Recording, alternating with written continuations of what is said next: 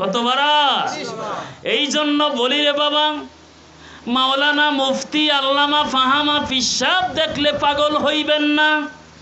অনেক পীর আছে ইয়াজিদের দালালি করে আসেনি, অনেক মাওলানা আছে, আল্লামা আছে, ফাহামা আছে, মুফতি আছে, দরবেশ আছে। ইয়াজিদের রাদিয়াল্লাহু তাআলা কয়, ইয়াজিদের এমন জায়গায় নিয়ে ঠেকায়, ইয়াজিদ 100 রাকাত নফল পড়েছে, ইয়াজিদ কোরআন তেলাওয়াত করত, আমলের শেষ নাই, আছে না? এই কথা কন না কা বাবারে, আমরা ইয়াজিদের সার্টিফিকেট দিতে পারি না। যারা আহলে বাইয়াতের শরীর আঘাত করেছে, আমার নবী বলছে যারা আমার আহলে বাইয়াতকে ভালোবাসবে সেজন্য আমি রসুলকে ভালোবাসলো।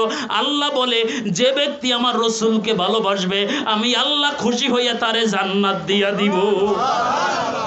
হযরত হুসাইন কারবালার ময়দানে যখন ডলে পড়লেন, বুকের উপরে শিমর উঠলেন, ওটার পরে হুসাইনের গলায় ছুরি দিবেন। ওই সময় হযরত হুসাইন ডাক দিয়া বলে, তোমার নাম কি? বলে, আমার নাম শিমর। ও, তোমার নাম শিমর, আমি শুনেছি। তোমার জামার একটু বোতামটা খুলে দাও।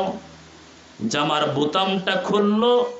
খোলার পরে হযরত হুসাইন বলল, হ্যাঁ, নানা যে কথা বলেছিল, আমার নানা যে কথা বলেছিল, তোমার নাম শিমর। বলছিলে আমারে কেমনে তুমি পরীক্ষা করলা? আমার নানায় বলেছে যিনি তোমার গলায় ছুরি দিবে তার বুকের উপরে একটা পশম পাইবা না। জোরে কোন সুবহানাল্লাহ। আমার হুজুর রহমাতাল লিল আলামিন বলেছে, এই সময় হুসাইন বলতেছে, শিমর রে, আমার গলায় ছুরি দিবা আমি জানি।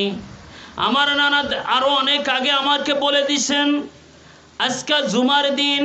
কিসের দিন? আরো জোরে। আমি হুসাইন এক ওয়াক্ত নামাজ ছাড়ি নাই। ও শিমর, আজকে জুমার দিন 2 রাকাত নামাজ পড়ব। আমারে 2 রাকাত নামাজের যদি টাইম দিতে পারো, কিয়ামতের ময়দানে আমি তোমারে কাউসারের পানির ব্যবস্থা করে দিব। কিসের পানি বাবা? দেখেন, একটু খেয়াল করেন। হযরতে হুসাইন নামাজে দাঁড়াইলেন। প্রথম নামাজে বলে, আল্লাহ, আমি 2য় রাকাত নামাজ পড়তে পারবো কি জানি না। ও রব্বুল আলামিন, আমি এখানে শহীদ হয়ে যাব। আমার এই প্রথম রাকাতের নামাজের বিনিময় হাসরের ময়দানে আমার যেই সমস্ত নানার উম্মত পাগলেরা আমার কথা শুনে চোখের পানি ফালাইবে, রাত্র গভীরে আমাদের কথা স্মরণ করে চোখের পানি ফালাবে, আল্লাহ গো, এই আমার নামাজের বিনিময়ে আমার নানার ওই পাগলগুলার তুমি জান্নাত দিয়া দিও। প্রথম রাকাত নামাজ পড়লেন রে বাবা। 2য় রাকাত নামাজ যখন রুকুতে গেলেন, হযরত হুসাইনকে ধাক্কা দিয়ে কারবালায় শোয়া হালাইলো। শোয়ানোর পরে ইয়াজিদ শিমর গলার মধ্যে ছুরি দিল। এখানে ছুরি কাটতেছে না।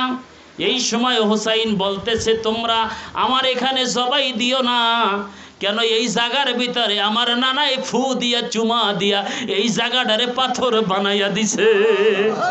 তোমরা আমাকে কিয়ামত পর্যন্ত এখানে ছুরি দিতে পারো, আমার এই জায়গা কাটবে না। তোমরা একটা কাজ করো, আমার যদি তোমাদের জবাই দিতেই হয় আমার পিছন থেকে ছুরি লাগাও, আমি হুসাইন শহীদ হইয়া যাইব। আসেন বাবা, একটু কথাগুলা খেয়াল করে শুনো। হযরত হুসাইনের বডি থেকে মাথা আলাদা করে দিলেন। মুখ দিয়ে বলতেছে লা ইলাহা ইল্লাল্লাহ, তার বডি থেকে বলতেছে মুহাম্মাদুর রাসূলুল্লাহ সাল্লাল্লাহু আলাইহি ওয়াসাল্লাম। হযরত হুসাইনের এই অবস্থা হয়েছে। বাবা একটু খেয়াল করেন, একটা মানুষ জবাই দেওয়ার পরে আর কিছু থাকে? কথা কোন না? হুসাইনের শুধু এটা করে নাই, ওইদিকে ইয়াজিদের কাফেলারা বলতেছে তুমি তাড়াতাড়ি কাজ করো। এইদিকে আসরের নামাজের সময় হইয়া যাইতেছে, এই জায়গায় আসরের নামাজের সময় হইতেছে, তাড়াতাড়ি হুসাইনের গলায় ছুরি দাও, আমরা তারে জবাই করে আসরের নামাজ পড়ব। জোরে কর নাউজুবিল্লাহ। এই নামাজি আসেনি? আরো জোরে কর। আরে নামাজ পড়িরা কি করবেন? আপনার বাবা সব কিছু ঠিক আছে, সুকেস আছে, আলমারি আছে, সব কিছু আছে, আপনার ঘর নাই, কি নাই? আপনি নামাজ পড়েন, রোজা, হজ, যাকাত সব গাট্টি বানাইছেন, আপনার ভিতরে ঈমান নাই, কি নাই? ঈমান যদি না থাকে ওই ইবাদতের কোনো দাম আছে নি?